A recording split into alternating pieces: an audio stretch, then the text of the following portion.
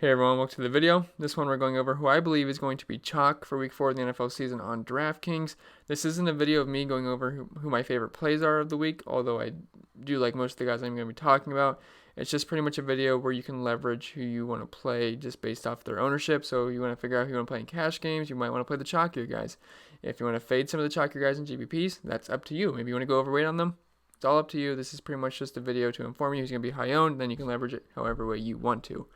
And anyway, before we continue, if you could leave a like, and if you're new to the channel, please hit that subscribe button. Really helps me out, and I really appreciate it. We're about to hit 2K subs, so I appreciate all the support on the channel. And if you want to follow me on Twitter, I'm at ChrisPennell16. And if you enjoy my content and want some extra, I make spreadsheets every single week for NFL season. Ownership's on there, just pretty much it's like a data sheet. It's color-coded. I make projections on there, rankings, all that good stuff. Links in the description below for my Patreon. And I believe we can get into the video now. So I'm not necessarily going in order, but so we're going to start with the quarterback position. I mean order and ownership, but I'm going to go over my 3 highest owned quarterbacks, I believe. Not my highest owned, the field. Who's going to be the highest owned in the field. And then like 4 from the running back position, like 5 or 6 from receivers, and 3 from defense and tight ends. So let's start with the quarterback position. And I believe the chalkiest guy of the week is going to be Daniel Jones. He's only 5,300. I've talked about him in pretty much every single video this week. But he's just a really good play this week. He's going up against Washington. They are giving up 25 Draftkings points per game, 271 yards passing, and 3 touchdowns per game. Daniel Jones is coming off a massive performance in his first NFL start of his young career against Tampa Bay on the road. He scored 39 points, looked pretty darn good. That was without Saquon Barkley for pretty much the whole game. He had 336 yards passing, 2 touchdowns through the air, and also showed some rushing upside too, which we've never seen from Eli Manning. So it was pretty nice to see from a Giants quarterback. He had 4 attempts on the ground, 28 yards, and a touchdown. Did have 2 fumbles, but hey, we'll give him a pass there. He did score 40 DraftKings points, so that was obviously outstanding. There is no Saquon Barkley, so they're going to have to rely on Daniel Jones through the air, and I think he can do it versus Washington. They did not have a tough defense. They made Mitchell Trubisky look pretty good last week, which is no easy task. So definitely like Daniel Jones. He's got Sterling Shepard to work with and Evan Engram, and I think he can get the job done here. And he's only 5,300. He's going to fit nicely in your lineups. He's going to allow you to spend up for guys like Christian McCaffrey and Keenan Allen, who I think are necessities for cash games. So Daniel Jones, he's going to be very high owned heading into the week. And if you want to leverage that, maybe you're going to go underweight in GPPs, think it was a fluke. You can do that, but again, I'm just saying he's going to be pretty high owned. Next guy I think that's going to carry a ton of ownership is Mr. Russell Wilson going up against Arizona, which pretty much does not have a defense at this point. They have no secondary. They have nothing really. They're missing Patrick Peterson, and he's coming off a huge performance, 44 DraftKings points. And a lot of people that play NFL DFS, they're casual players. They're going to look at the game log. They're going to be like, okay, I got to play Russell Wilson. He scored 44 points versus New Orleans. And I would tend to agree. I think he's a great play this week, but I don't think he's going to score 44 points. But still, going up against Arizona, just absolutely awful defense. They are giving up 30 DraftKings points per game to the quarterback position, over 300 yards passing, and 3 touchdowns per game. They also do not have an interception yet on the season, and they only get 2 and a third sacks per game so far. I don't think Russell Wilson has a problem here. This should be a pretty back and forth game, actually, kind of like this is a game stack. And a lot of people are going to flock to Russell Wilson. He's only 6,100. He scored 28 DraftKings points week 2. He's been pretty good besides week 1. So definitely think Russell Wilson is in play. A lot of people would think that as well. He's shown some rushing upside so far this season too. We know he's strayed away from running, like last season, just hasn't been running as much as he used to. But he had 7 attempts last week for 51 yards and 2 rushing touchdowns, so that is pretty encouraging. He gives you a safe floor with that rushing upside. So Russell Wilson, he's going to be very popular. It's going to be either him or Daniel Jones for the chalk quarterback of the week, but they're going to be the 2 highest owned quarterbacks I'm pretty confident in. Then the next guy, it's kind of tough. So I think Patrick Mahomes is going to garner a lot of ownership, but he's just so expensive. He's going to be higher owned in GPPs than he is in cash games, just because in cash games, everyone needs these safe running backs. In GPPs, people will tend to take some cheaper running backs to fit in their favorite stacks. So I actually think, though, that Matthew Stafford is going to come in with some decent ownership because he's in the same game and he's a lot cheaper than Patrick Mahomes, 2K in fact, and they are going to be the ones that have to play catch-up. Now, he has shown upside this season. The last 2 weeks were not good, and it was also a favorable matchup versus Philly. But week 1 versus Arizona, he got 31 DraftKings points. Now, I know they went into overtime, so it's a little fluffed up, but still. It's not like he threw a touchdown or anything. So I do think Matthew Stafford's in play. Kansas City does not have the best pass defense in the world. It's a beatable matchup. But I would say they're only allowing 19 DraftKings points per game so far, but 270 passing yards through the air, and only one and a third touchdown, which isn't great. But he's got weapons to do it with. He's got TJ Hawkinson, which I know has not been very impressive recently. He's got Kenny Golladay, though, who I do think is going to be pretty popular this week. Marvin Jones. And the Chiefs are going to put up points, so they are going to have to play catch-up. It's a 54-point over-under, and they're only 6.5-point dogs. So actually, Vegas thinks they're going to be at least somewhat competent in this game. It's not like they're going to get blown out. It's going to be back and forth.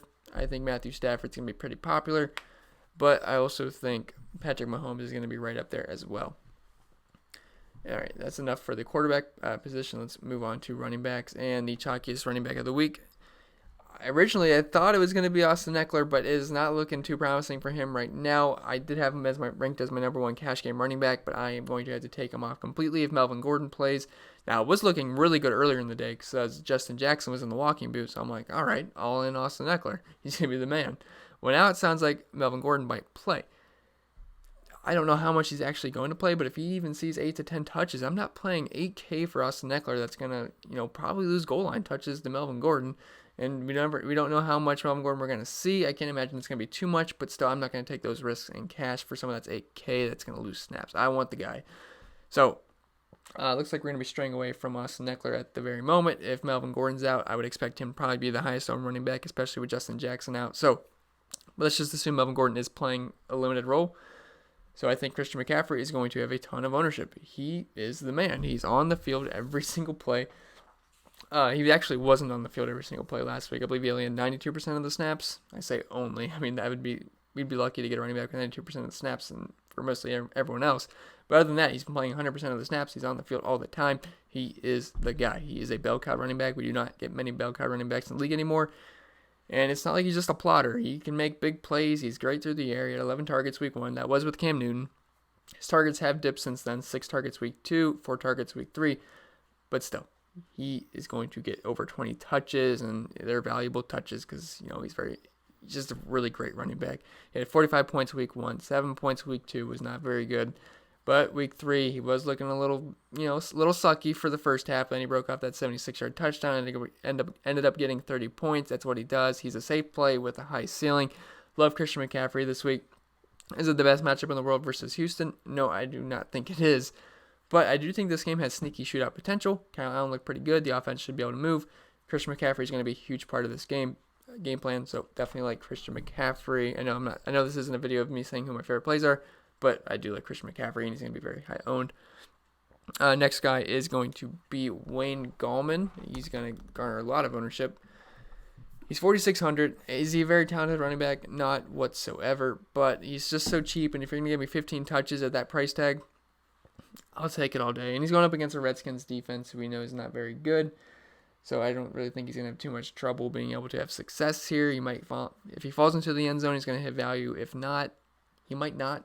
But still, if you're going to give me 15, maybe 20 touches versus the Redskins defense, you're definitely in play. So a lot of people are going to flock to him in cash games, and he's going to be very high owned. If you want to fade him in GPPs, that is totally up to you. I'm just telling you who's going to be high owned. Next guy I think is going to be Kerryon Johnson. So yeah, he was a workhorse last week. So it was really nice to see. He was not very efficient whatsoever with it. He had 20 rushing attempts for only 36 yards. Did get a touchdown though. He was the goal line back, which was nice to see. Did have 1 target for 7 yards. There's going to be points scored in this game. He's going up against a Kansas City defense that allows points to the running back. They got absolutely killed by Mark Engram last week. Kansas City is allowing 26.1 DraftKings points per game to running backs, over 113 rushing yards per game, and a touchdown. So this is an exploitable matchup. He's going to get you about 20 touches in this game, and I think that's just fine for Kerryon Johnson. He's a really talented running back. Now, he has not been great so far this season, but if you're going to give me 20 touches versus Kansas City defense in a really high-scoring game, I think it makes sense, and a lot of people are going to flock to him. He's only 5,400 as well, so that is very encouraging. And then Marlon Mack, I think, is going to carry some ownership. I hope he doesn't, though, because I'm actually really high on Marlon Mack this week, so I'd really appreciate if he went under the radar. But he's actually leading the league in rushing attempts so far this season. He's going up against an Oakland defense that allows points to the running back position. I will say he's actually third in my model this week for running back, so I do like Marlon Mack. I keep saying I like these guys. I do like them, but this is an ownership video. But he's going up against defense that's allowing over 24 DraftKings points per game. Running back position, over 100 yards per game. And, I mean, it's just a good matchup for Marlon Mack. He's got a great offensive line that paved the way. So, I mean, I believe PFF has the offensive line, defensive line ratings. The Indianapolis Colts have the highest advantage of the week going up against the Raiders' defensive line. So Marlon Mack makes a ton of sense at 6,100. He's a bell cow running back and a great matchup. And let's go to the wide receiver position. And it's really obvious this week, but the chalk will be Keenan Allen. He was very high owned last week. He was actually a little less owned than I was thinking he was going to be, which was nice because I was all in Keenan Allen. He scored 46 points. Now he gets a matchup versus Miami. And just listen to these stats about Keenan Allen right now. Leading the league in receiving yards, 134 yards per game. He's averaging 9.67 receptions per game, averaging 13 targets per game, over 13 targets, averaging a touchdown per game. First in the league in target share at 36%, ADOT of 11.8, which isn't like crazy or anything, but leads the league in weighted opportunity share at 87%. The next highest guy I'm seeing is at 73%. That's Adam Thielen. That's not a lot of volume either. Market share for Keenan Allen is 46%, which is tied for first with Terry McLaurin and Adam Thielen. Yes. And, yeah, he's just been an absolute monster this season, and I don't see how you don't play him versus the Miami Dolphins. Now, the Dolphins have been worse versus running backs, as they're allowing 38 points per game to the wide receiver position, which is still not. It's actually not the worst because teams are just running the ball on them. But Keenan Allen gets too much volume to not like here. He's got one of the highest wide receiver versus cornerback advantages versus Chris Lamons this week. I think I said that right. He's allowing 2.95 yards per route covered, which is the worst on the entire slate. So he should eat here. I don't see how Keenan Allen does not have a good game. He's going to be like over 50% owned in cash games, so I think he's a pretty much absolute lock. I would not fade him in cash games. I wouldn't fade him in GPPs either. I know it's going up against Miami. Maybe you think they get to an early lead and they stop using him, but if they get to an early lead, I think that's pretty much because of Keenan Allen having a dominant outing. So yeah, Keenan Allen's going to be very high owned, but it's for a good reason. Then the next guy is going to be Terry McLaurin. Now, his ownership might get bumped down a little bit. There's been some bad news about him. He's got popped up on the injury report with a hamstring injury in the middle of the week, which is never ideal. But it says he should be able to play, and that it was pretty much precautionary, so I can only go what the coaches say. So I'm going to give him a slight downgrade. I am going to dip his projection a little bit. He's coming out as my second best value in the slate at wide receiver, right behind Keenan Allen. That's just how high I have Keenan Allen projected this week. But Terry McLaurin, he's been great this season so far. 26 points week 1 versus Philly, which makes sense. It's a bad defense, but still. 17 points versus Dallas, though. That's a tougher defense. And then 19 points versus Chicago, which is a way tougher defense. And he's heavily involved, like I said. He's tied for first in the league in market share in the league, which, he's only 4,500, so we have to take that. And here's the thing. He's going up against the New York Giants, who are getting absolutely destroyed by wide receivers this season. They're allowing over 56 DraftKings points per game to wide receivers this season. And who else are the Redskins going to throw to? I know Trey Quinn's out there. He's actually a pretty nice sneaky GPP play this week. He's actually ranking out as, I believe, third value on my model. So he's in play. But this game should be high scoring. It's a 49.5 point over-under. That might have switched last time I looked. Maybe it's up to 50. But points should be scored. It's two bad defenses. And I do think the Giants are going to put up points. So the Redskins are going to have to throw the ball. Terry McLaurin makes a ton of sense. He's going to be very high owned as long as he's healthy heading into the game, which it sounds like he should be good to go. So Terry McLaurin is going to be very chalky, but it's for a good reason again. Next guy, it's kind of after that. It's kind of going to be like a mixed bag. I do think Tyler Lockett's going to gain some ownership because everyone loves Russell Wilson, so they're going to plug him in with Tyler Lockett. He's 6,300, but he's been great this season so far. Second. I have my spreadsheets printed out. I can't remember all the numbers off the top of my head. But Tyler Lockett, he is averaging 92 receiving yards per game, over 7 targets. Or I should say over 9 targets, averaging over 7 receptions per game. Has a 27% target share in this team. 62% weighted opportunity share, 31% market share.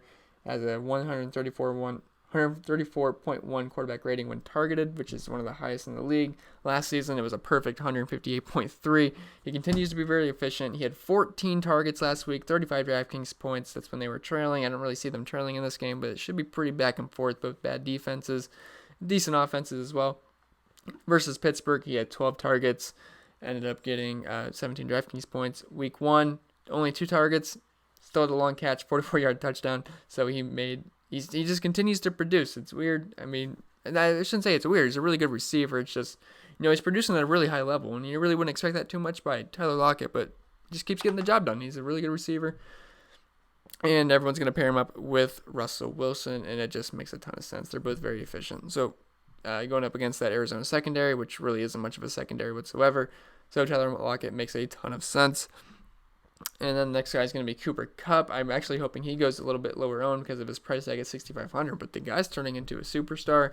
11 points week 1, 20 points week 2, 36 points week 3. It's just because he was wide open. He's great at getting separation. He is Goff's guy. I've been saying that all year. Goff loves the guy. He's just going to throw him the ball. It goes beyond the numbers sometimes. They're just, And yeah, Cooper Kupp, he gets a great individual matchup versus MJ Stewart, who's giving up a ton of yards per route covered this season, one of the worst in the league. I mean, we targeted MJ Stewart a lot last season, and it was profitable. It looks like it's going to be that way again. Cooper Kupp, it should be able to handle his way versus him. He's had double-digit targets in 2 out of 3 weeks so far this season, 9 targets week 2. But yeah, he's been great, topped over 100 yards twice so far, had 2 touchdowns last week.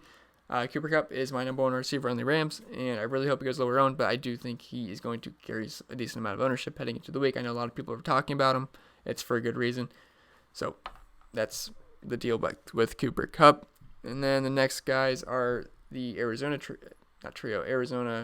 duo of Christian Kirk and Larry Fitzgerald. They just continue to get heavily targeted. The Arizona Cardinals are running a ton of plays on offense, and Kyler Murray is throwing the ball a ton. So Fitzgerald, he has 13 targets week 1, 11 targets week 2, 7 targets week 3. He scored double-digit points each week so far this season.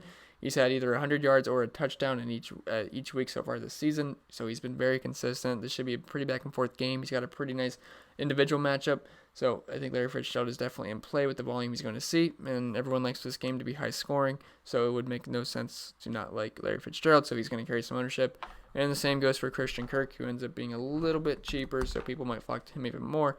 He was very heavily targeted last week, did not do a lot in the yardage department, had 12 targets, 10 catches, for only 59 yards, which is pretty bad. Did not find himself into the end zone. He actually hasn't found himself into the end zone so far this season, but still he scored double-digit points each week. This should be a high-scoring game. Everyone's a little cheap. I shouldn't say a little too cheap in this game.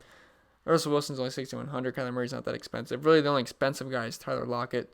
But everyone likes this game. 2 bad defenses, 2 decent offenses, so everyone's going to flock to Christian Kirk as well, and he's a little bit cheaper than Larry Fitzgerald. And then the last receiver that I think is going to be pretty high owned is Sterling Shepard, because everyone loves Daniel Jones this week. They're going to want to pair him with this guy, Sterling Shepard, going up against the Washington Redskins defense. You think the Giants are bad versus wide receivers? The Redskins are pretty much just as bad. They're allowing over 55 DraftKings points per game to the wide receiver position. And what other wide receiver on the Giants are they going to throw to besides Sterling Shepard? I mean, really. He had 9 targets last week, 7 receptions, 100 yards, had a really nice touchdown grab in the sidelines in the end zone, and had over 30 DraftKings points, had a really good connection with Daniel Jones. He's going to look his way. I think he gets double-digit targets in this game. Should be a high-scoring game, one of the higher Vegas totals on the slate, going up against a bad defense. Sterling Shepard makes a ton of sense, and he will carry some ownership for sure. Onto the tight end position.